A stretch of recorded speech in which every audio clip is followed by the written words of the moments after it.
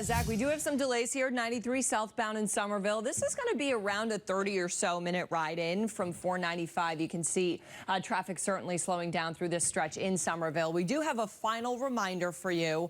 Several issues with public transportation this morning. So there is no Hingham Ferry service today. That's due to some dock damage.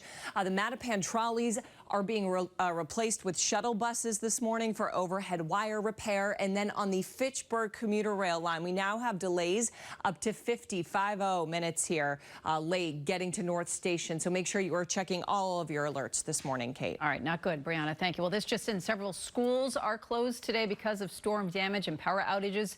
They include Grafton Public Schools, Hull Public Schools, Holliston, and North Brookfield. More than 100,000 customers are still in the dark this morning, and our top stories begin with more on the damage and the cleanup.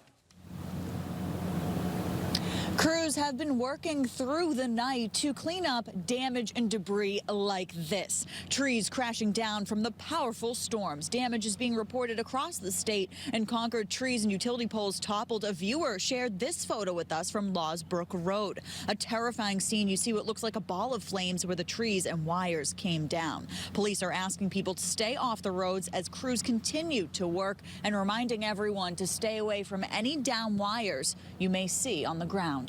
Reporting live here in Concord for now, Lisa Greshey, WBZ This Morning. Patriots practice is canceled again today after a third player tested positive for COVID-19. First it was Cam Newton, then practice squatter Bill Murray, and now Stephon Gilmore. The cornerback thanked fans for their well wishes, writing, "I'm currently asymptomatic and will take this as it comes. I don't know what to expect, but my spirit is high because of God. I have followed every protocol and it happened to me. Please be sure to take this seriously."